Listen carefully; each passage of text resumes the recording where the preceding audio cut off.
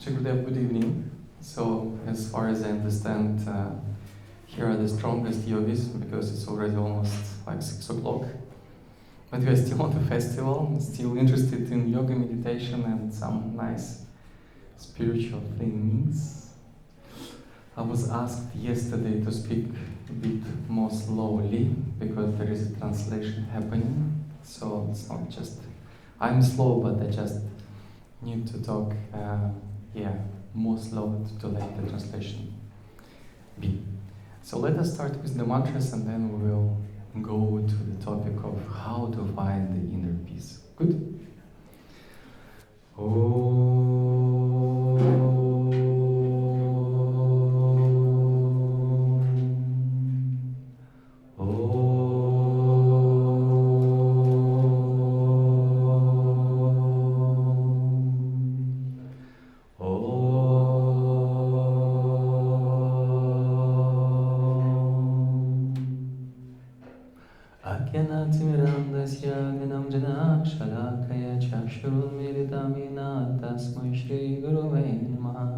Hey Krishna Karuna Sindhu Dina Bandhu Jagapate Gopisha Gopika Kanta Radha Kanta Namostate Tapta Kanchana Gaurangi Radhe Vrindavaneshwari Vrishabhanu Sute Devi Pranamami Haripriye Hare Ram Ram Ram Hare Hare Hare Krishna Krishna Krishna Hare Hare Yakundandu Tushara Tavara Yashubravastravita Yavinavara Mandavantitakara Shveta Padmasana Brahmachota Shankara Prabhritibi Divya Sada Vandita Samampato Saraswati Bhagavati Buddhi Pradam Sharade. Jai Gurudev, so thank you very much for the interest to listen about the inner peace. So even if I look very religious, so we'll talk about something which everyone, I guess, need in the life.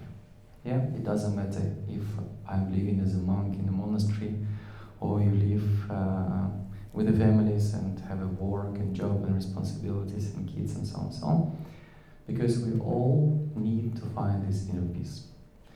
So when we want to find something, there is always a question: why do we need it? So it's not a lecture, we can talk about it. So why do we need this inner peace? Say something, please. Some clarity for what? No, it's just a conversation. It's Saturday night, with friends here, spiritual family. Why do we need this peace?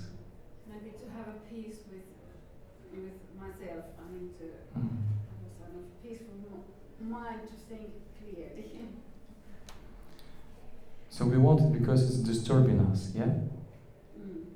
So because sometimes, some people don't like peace. I'm not talking about the peace in the world. I'm not talking it can be too boring. What does it mean, peace? If you let the dog run out everywhere, so the dog has no peace, yeah? Or kids, can you say that kids have peace? Yeah, they have? Oh, really? Okay. Normally they were active and parents are complaining. Can you please sit down for a few minutes? So we need to understand that the peace we're talking about, it's just absence of disturbance, yeah?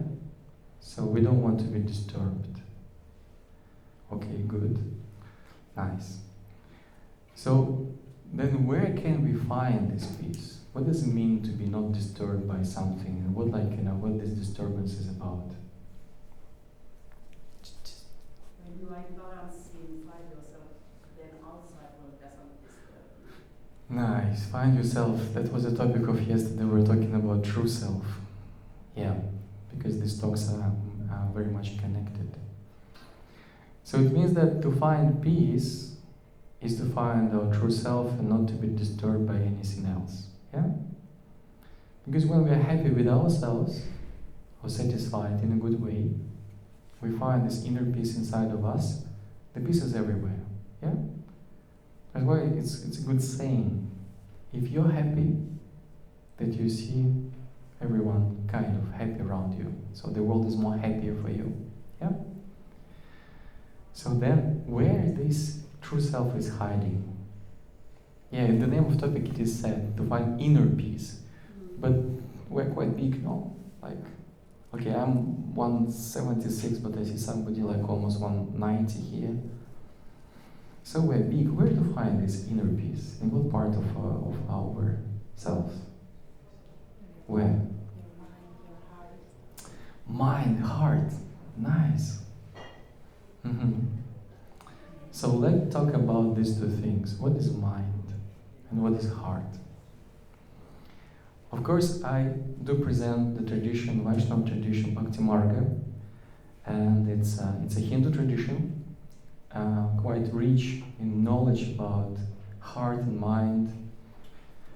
So let us look at this from the perspective of Holy Scriptures, because in Holy Scriptures you can find these explanations. You don't need to like fantasize, make fantasies about what the mind is and the heart is. So the mind is called as the inner instrument. So there's nice saying in Bhagavad Gita. I was always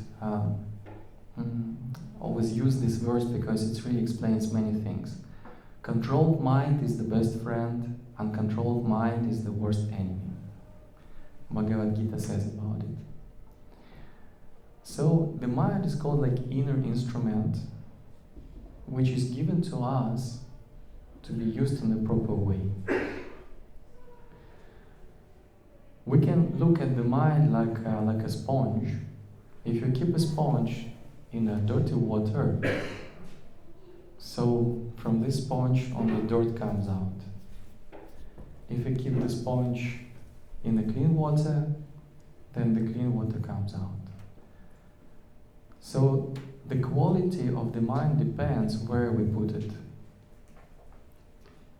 So, and we really can control the mind. Even in Bhagavad Gita, there's a dialogue between Arjuna and Krishna, so about God and human. So Arjuna, who represents us as people, he says, okay, Krishna, I got your point, but you know, it is more complicated to control the mind than to control the wind. It's easier to catch the wind than to catch the mind.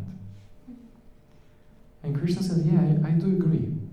It's true, it's not easy. It's not easy to control the mind, but it's possible.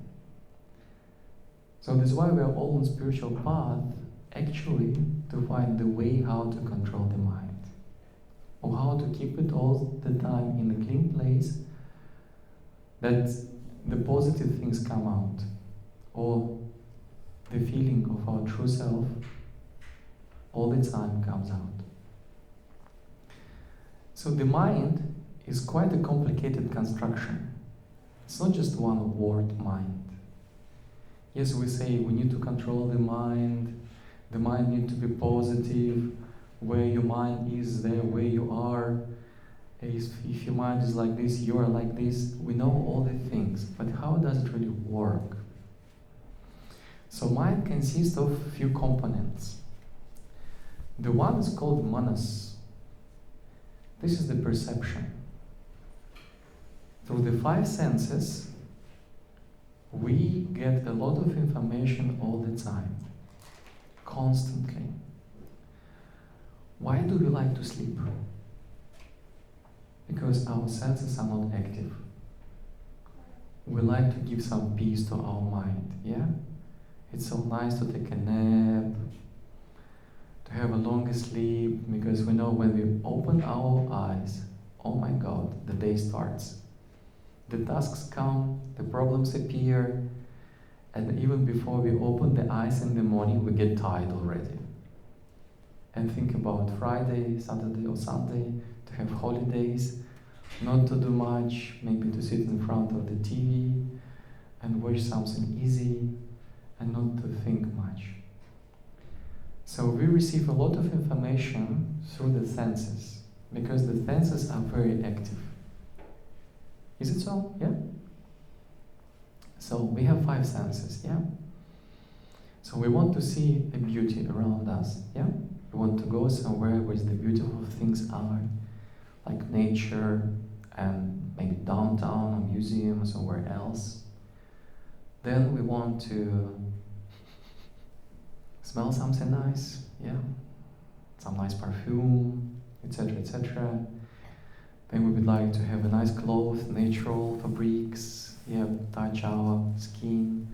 Then of course, taste. Everybody likes nice food, yeah, tasty food. Yeah, agree? And here, nice words. Something beautiful, some compliments, or some nice songs with a nice verses, poetries, and so on. And the whole life is actually, in this way, by a normal person, is focused on the pleasing our senses. If we have more money, we spend more money on pleasing our senses. No longer fast food, we go to restaurant. No longer just spray or something else, we buy some very expensive oil, and we know how it is, yeah?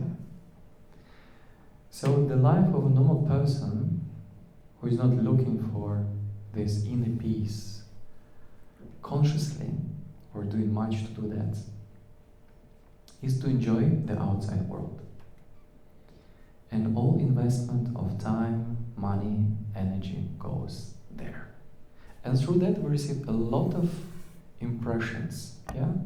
A lot of memories, a lot of impacts of different clips, images, sounds, tastes, everything. This is how we receive it through one of the parts of the mind which is called manas. Then it needs to be somewhere collected or stored. It doesn't disappear. It's not like comes to one ear and leaves through another ear. No, it stays. And not only from this life, but from past lives as well.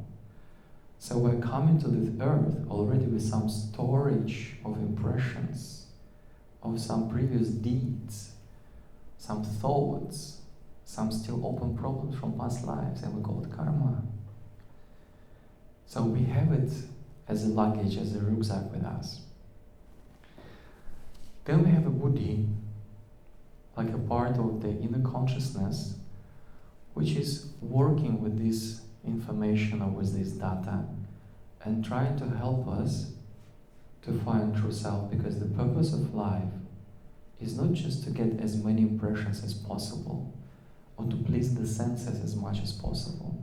We know that if it's too much of food or too much of something, it's no longer enjoyment, it's already suffering, disease, etc., etc. Because whatever comes in extension becomes a poison. There is a very wise saying. So Buddha is trying to help us through what we are receiving as information, as a data, as impressions, as life, to make a bridge of connection to the consciousness which is all the time coming from body to body and looking only for one real state, the state of love. Because the true peace is not just stillness, the true peace is a bliss. We're not looking for emptiness, we're looking for something more than that. That's why subconsciously we're looking for this unconditional love in outside world. But we cannot find it because it's not resting outside, it's resting inside. And if we have everything nice in our life, the sun is shining, maybe not now. But today is already March, so the spring should show a little bit of its behavior. So even if the sun is shining, the birds are singing, and like everybody is smiling to us, and everything is nice, the salary is growing, the holidays are coming, by big plans and so on, there is still something missing. and we cannot cover it with anything just through the senses. So sooner or later, we really start to think how to go deeper and deeper inside and to find this inner peace inside of us. But there is one more component. There is the biggest obstacle in our life, the biggest enemy of the humans. And this is our false ego, or ahankara, which is never satisfied. You please it, it's pleased for some time, next day, give me more, give me more, give me this, give me that. So it has no control. And this is how the inner fighting happening between what the mind governed by the false ego wants or the heart. Yeah? So this struggle between so-called God and demon, actually God is not fighting with anybody like in this way. He's the source of everything. Of course we can see the battles like in Hindu mythology, God kills some demons, but it's just hitting our demons inside of us, but not somebody outside. So the greatest battle happening inside of all of us when we find a way how to overcome the false ego. So we want the heart win. Yeah? So we talked a little bit about the mind, that it consists of 4 parts. Again, we receive the information from the outside. The information is stored. We have the memories. Then we have a buddhi, like an opportunity to be connected to our inner true self. And we have ahankara, the false ego, which is trying to push us back to just the outside world. Then where is heart hiding? So as people who practice yoga, we know that of course we have a physical heart, yeah? So, but there is also heart chakra, yeah? How we call it? Anahata, yeah, the 4th chakra, Anahata. But the heart, when we talk about spiritual heart, or the heart where we find this love and peace, is nothing to do with the physical heart and nothing to do with the chakra itself. Because chakras are energetic centers in the body. Yeah? But the heart, when we say you need to find love and peace inside of your heart, that was the question, where can we find it? We say, in my heart. I feel deep in my heart. Yeah? So you will be surprised, like all of us. When I heard it, I was also surprised. That's why if we really want to go deeper to the spiritual knowledge, one day we need to have a guru teacher who realized already this knowledge. Because we cannot get it like, just from internet. This is the experience, and experience might happen by the grace of God. It's not coming with a sweet, or with a sandwich, or with something to drink or take.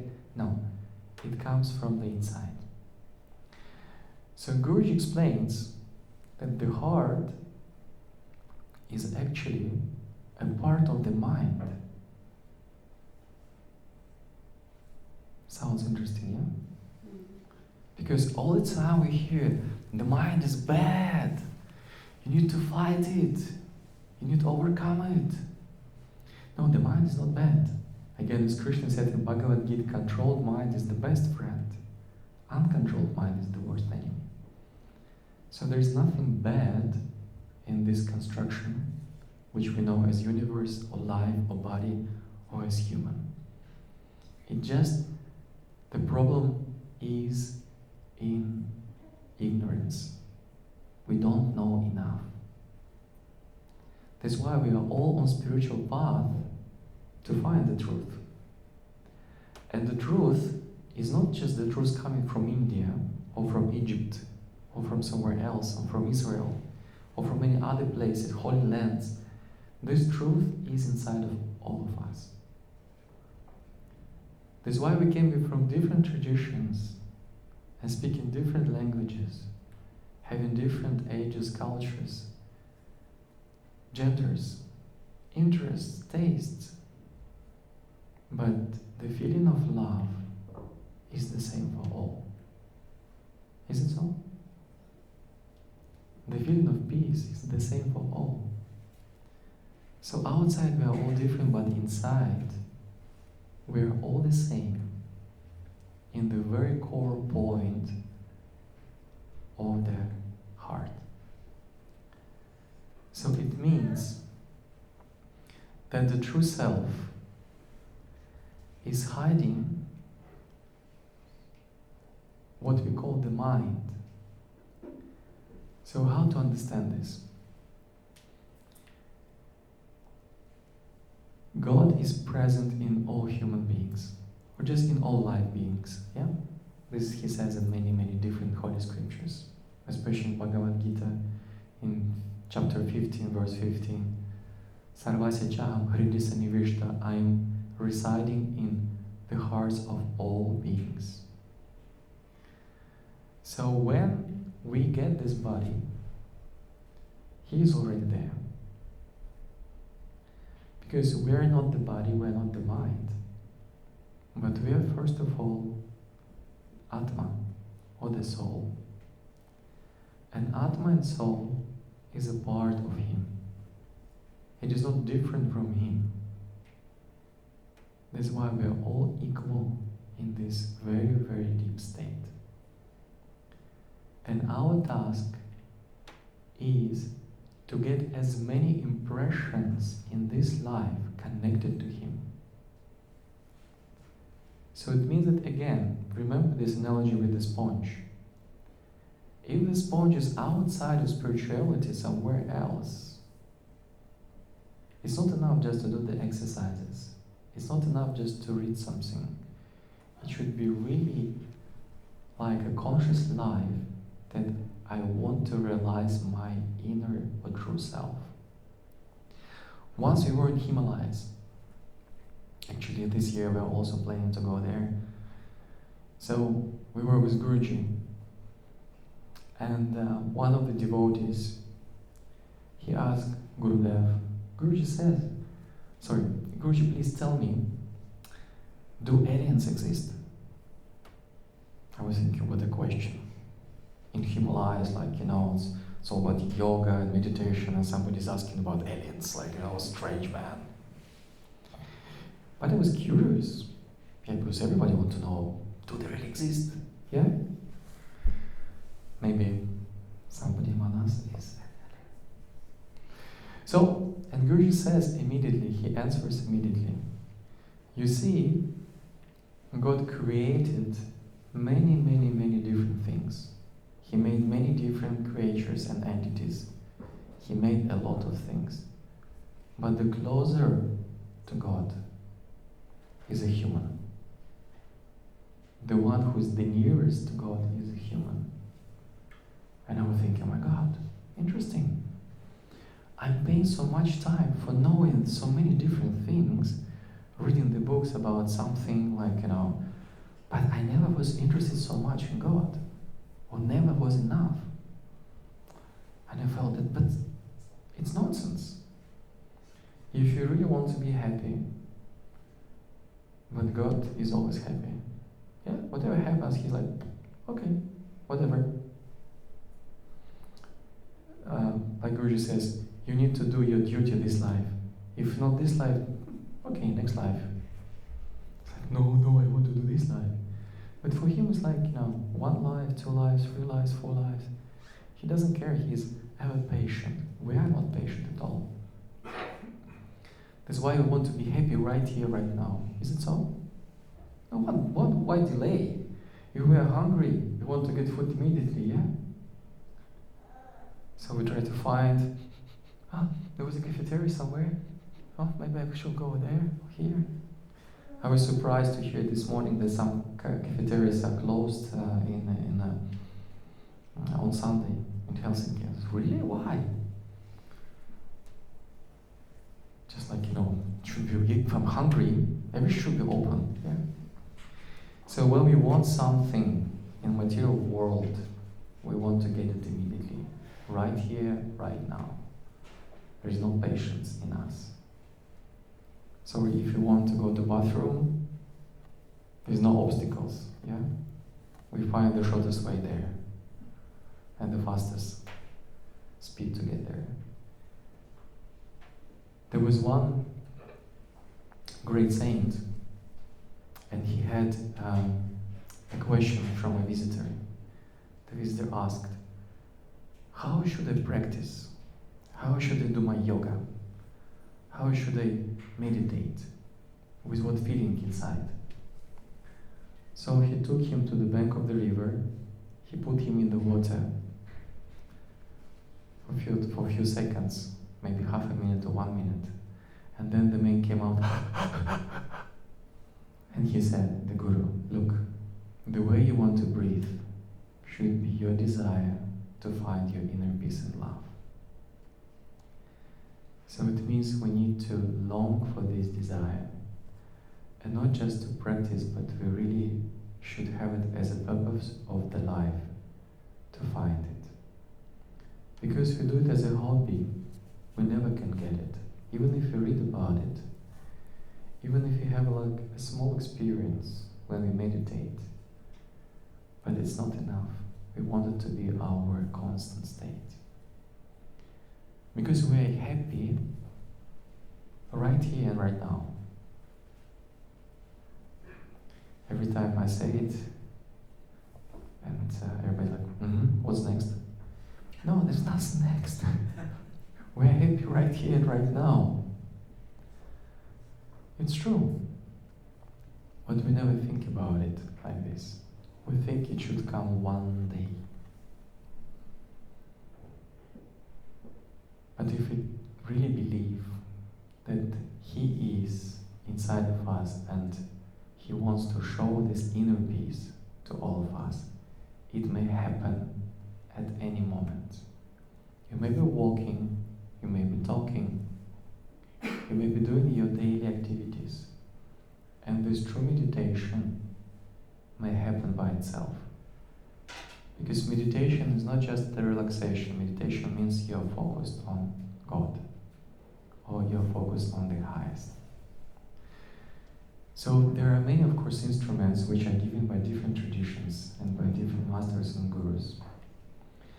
And there's one of the instruments, or one of the best practices existing, especially in our time. We did it yesterday, and I also want to do it with all of you. We chanted the mantra. So, what is the mantra? You may heard about this word mantra. So, mantra, man means man is mind, and tra means protection. So, mantra means the protection of the mind, or protection from the mind.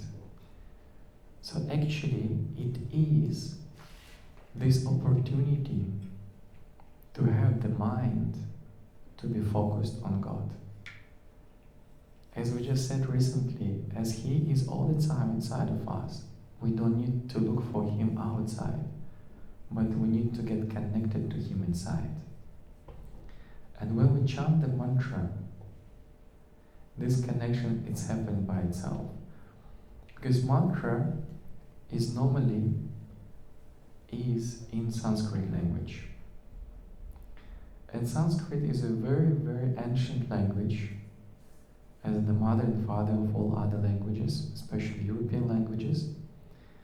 And also told the story yesterday that when Guruji came here in Finland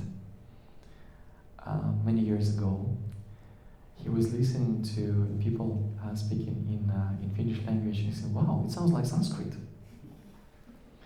Because there are many, many roots in the languages we speak has origin roots from the Sanskrit itself. That's why even if we chant the mantra, we don't know or don't understand the energy, the vibration of this mantra is awakening divine inside. So the peace, the inner peace, and love, they are ever present inside of us. We have them all the time. We never lose them. We just lose the focus. When the focus is changed, we don't feel it and don't see it. So it's not about to create the peace. It's not to be surrounded by something which creates the peace. It's about going inside. And it's interesting that to go inside, you don't need to be in a cave. You guys are lucky, you have some caves in Finland. In Latvia, where I live, we have flat land. There's no mountains, there's no rocks. Maybe there are a few next to the border with Estonia. So there's not much places to hide and meditate. I'm joking. So actually to meditate, you don't need a special place like deep in the forest or next to the ocean or to the sea, to the shore, to the lake. It's possible to do it wherever you are. Even if you do something outside, you're driving, you're working, wash the dishes or cooking, you can chant the mantra because it's happening by itself inside of you. The japa, there's a word explaining repetition of the mantra, but ajapa means the state when the mantra starts to be chanted by itself inside of you. Have you noticed that when you but when you hear many times one very easy pop song and track, then it's like by itself, baby shark, something happening in the head, yeah? Because you heard it many times. So it's already in your memory and your mind just creates that. That's why to create peace, we need to get out the divine peace which is inside of us. So we will chant with you a very beautiful mantra. So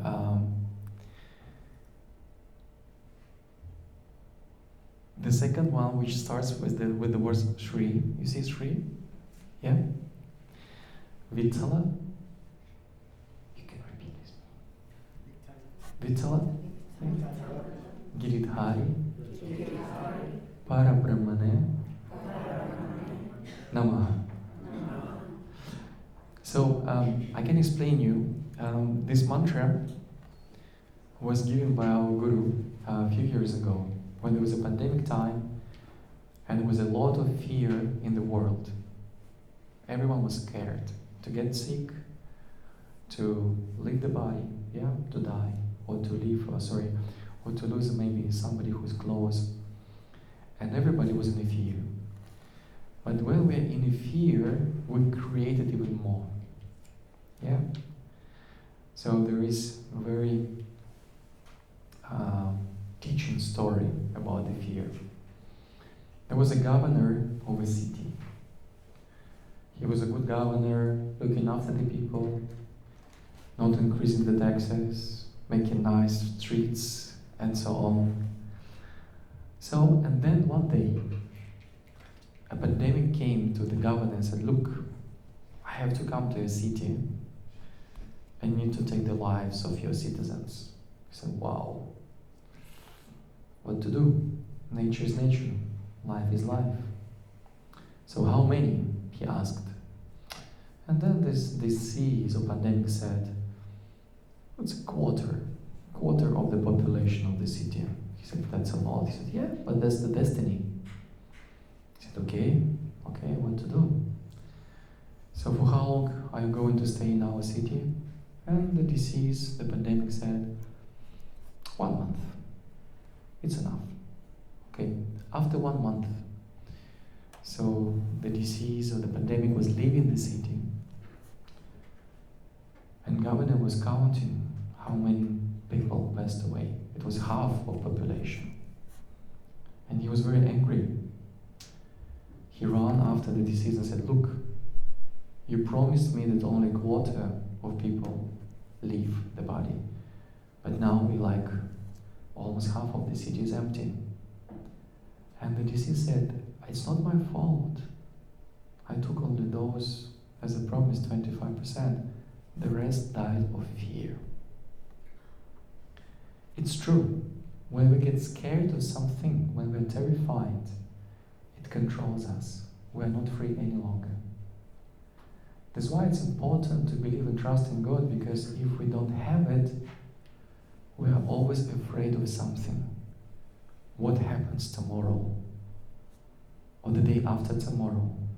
And so on, so on, so on. So we create a life full of these negative emotions because we cannot rely on the life itself. Everyone has a destiny, everyone has a karma to go through, and many things. But we are here not to suffer, but to learn how to love and to be in this inner peace. This is why such an easy instrument of chanting really help us to be right here and right now in this nice and beautiful state. So let us sing together, and for a couple of minutes inside of our heart, it's good to close the eyes and just try to feel it right here. Okay? Good?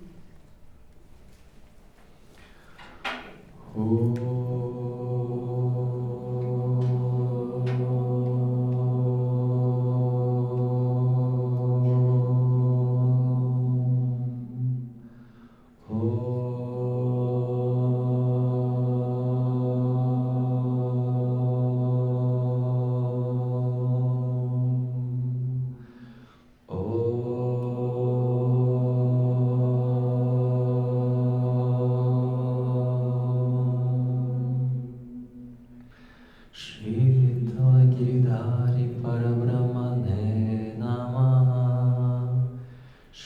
Vittala Giridhari Parabrahmane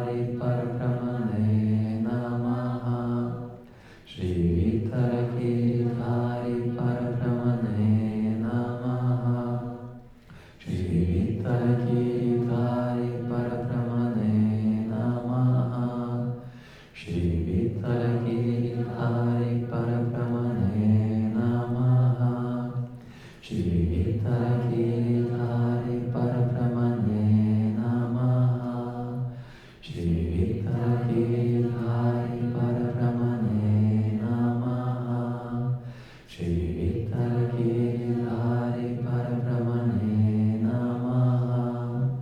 Shri Vittala Giridhari Parabrahmane Namaha.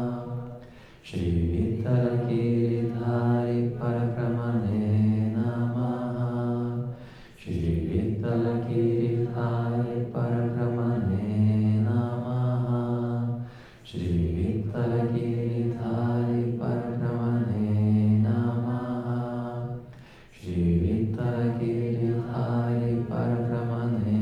Namaha. Shri Vittala Giridhari Parabrahmane Namaha. Shri Vittala Giridhari Parabrahmane Namaha. Shri Vittala Giridhari Parabrahmane Namaha. Shri Vittala Giridhari Parabrahmane Namaha. Shri Vittala Giridhari Parabrahmane Namaha. Shri Vittala Giridhari Parabrahmane Namaha. Shri Vittala Giridhari Parabrahmane Namaha. Shri Vittala Giridhari Parabrahmane Namaha. Shri Vittala Giridhari Parabrahmane Namaha. Shri Vittala Giridhari Parabrahmane Namaha. Shri Vittala Giridhari Parabrahmane Namaha. Shri Vittala Giridhari Parabrahmane Namaha. Shri Vittala Giridhari Parabrahmane Namaha. Shri Vittala Giridhari Parabrahmane Namaha.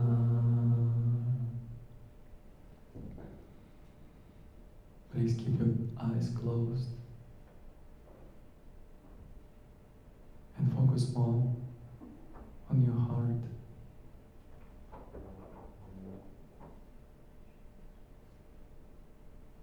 Try to go as deep as you can.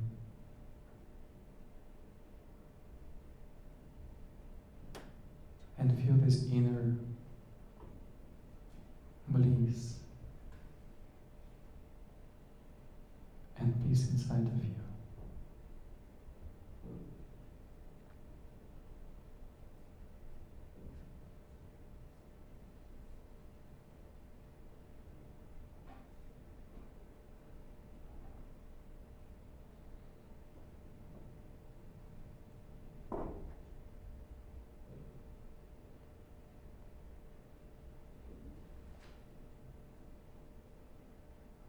Try to recognize this love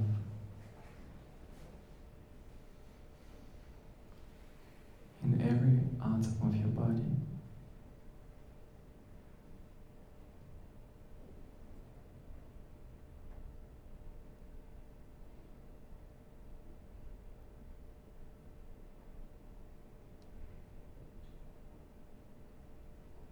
Let it cover the space around you.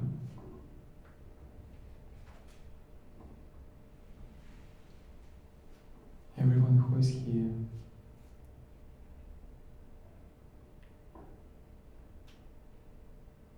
everyone outside,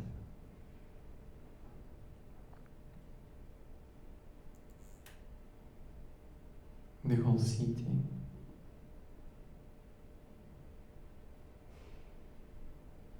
country,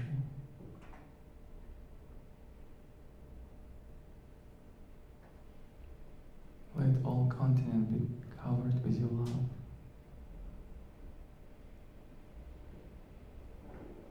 The Mother Earth,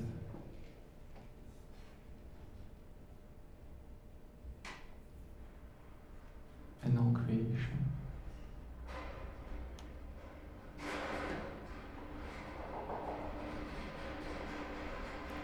Loka samasta sukhino bhavantu. Loka samasta sukhino bhavantu. Loka samasta sukhino bhavantu.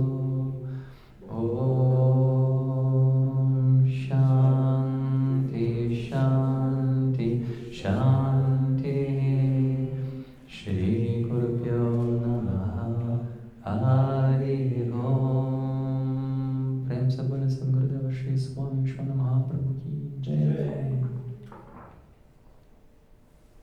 Thank you very much, Kintas, for this beautiful meeting and opportunity to talk about this important thing in our life. The most important. There's love and peace inside of us. In 1 month there will be amazing event. When our Guruji is coming to Finland, we will have a big event in the center of Helsinki on the 5th of April. That's many people will come for singing and enjoying the presence of God Realized Master, and then you will feel love. Because when we are surrounded by the people who think the same, we call it Sangha, like a spiritual family. We have physical families, but there is a spiritual family. The people who are looking for this inner love and peace inside of us. This is how we can support the world to share this love. So please come and join us, and we'll have a nice time together. And in the presence of the Master, of the Guru, we can feel this love even more intensified. Jai Gurudev.